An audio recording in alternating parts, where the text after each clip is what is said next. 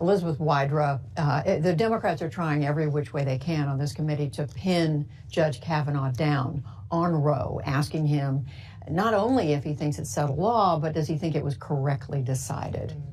Yeah, I think the interesting part of that email is the end of that sentence where he says the reason scholars might not consider it settled law is because the Supreme Court can always overrule its own precedent. So it sort of puts the truth to this constant claim that it's settled law, because once you have 5 votes on the Supreme Court, you can overturn Roe versus Wade. And ironically, I think the most telling part of this hearing about Judge Kavanaugh's views on Roe come from his questioning from Republican Lindsey Graham, when he repeatedly asked Brett Kavanaugh where in the Constitution this right is rooted. Now, we contrast to Justice Ginsburg's confirmation hearing, where she very clearly laid out that it came from equal protection, it came from the idea of equal citizenship, from the Liberty Clause, the Due Process Clause in the 14th Amendment. And Lindsey Graham said it's not in the history of the United States, but I think that's because he doesn't know history, because when the second founders in the Reconstruction period after the Civil War were writing all of those protections into the Constitution's text,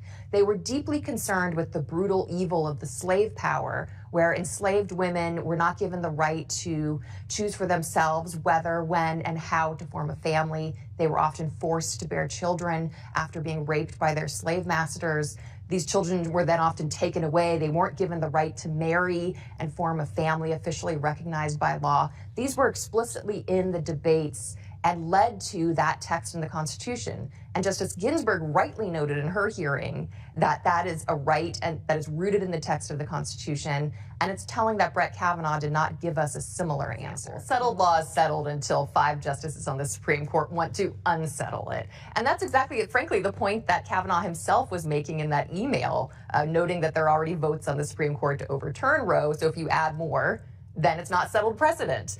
So, I think that it only means so much. And, absolutely, Kavanaugh has talked about Brown versus Board, has talked about Nixon, has talked about Youngstown Steel, about how great those opinions are. And I don't believe he's, necessarily written more on those than on the right of a woman to have equal citizenship and bodily integrity. So the fact that he'll talk about how great those cases are, but then retreats to this settled precedent when it comes to cases that his record suggests he might disagree with, like Humphrey's Executor, which is 1935, far before those, and Roe versus Wade. So that's really important. And we've seen this from other nominees. We saw Gorsuch extol the virtues of Fourth Amendment precedent, but he also would not talk about Roe and whether it was correctly decided or not. And it's one thing to talk about specific cases.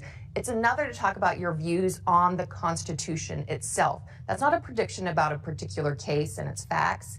That's a view on the Constitution. That should be fair game. And he writes this in one of the emails that was released this morning. It's his personal opinion that the Bush administration should take the position that these attempts to hire subcontractors from minority and women-owned firms in transportation projects, to say that that's unconstitutional. And, he's said a lot of nice things last night about his views about racial equality. But then when we see the words that he used in these writings, it's very concerning, because I have to say, to see someone who purports to be someone who wants to advance racial justice and racial equality, to use the terms naked racial set-aside or racial spoil system, as he did in his Wall Street Journal op-ed about programs in Hawaii aimed at remediating the stolen land that the U.S. engaged in when it annexed that state. It's very concerning, and it's very much at odds with some of the, frankly, appropriately wonderful things he said last night when it comes to racial equality and justice. When Senator Kamala Harris was asking him. The history of the Hawaiian question is extremely important to know, and probably is far too long of a conversation to go through here. But the reason why that particular office is important is because as the Native Hawaiians were being annexed and subject to terrible discrimination from the United States and its, frankly, business allies who were annexing the islands, the last of the Hawaiian royals, the Native Hawaiian royals, the Kamehameha family, put lands particularly into trust. So there was this idea that, as with tribal affairs that we see in the lower 48, there was a particular interest in the Native Hawaiian people. But I think that the issue is very important with respect to Kavanaugh's opinions on policies that are intended, as the transportation policy was with minority and women-owned subcontractors, these policies that are intended to make real the constitutional promise of equality and justice. It's great to, in your hiring practices, do what frankly you should do, which is hire people, whether they're women, people of color, who are qualified, and take that into account. Which he's made a point of saying. Yeah, he has. As a judge. That's great.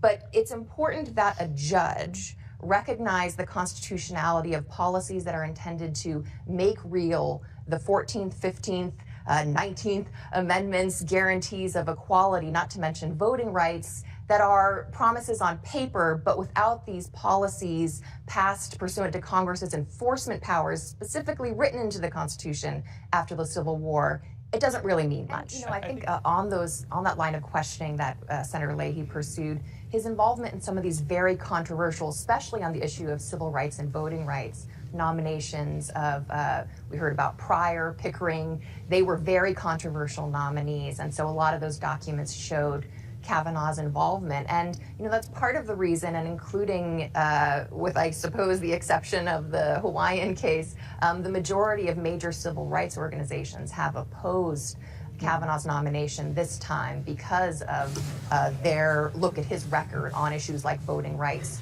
civil rights, racial justice.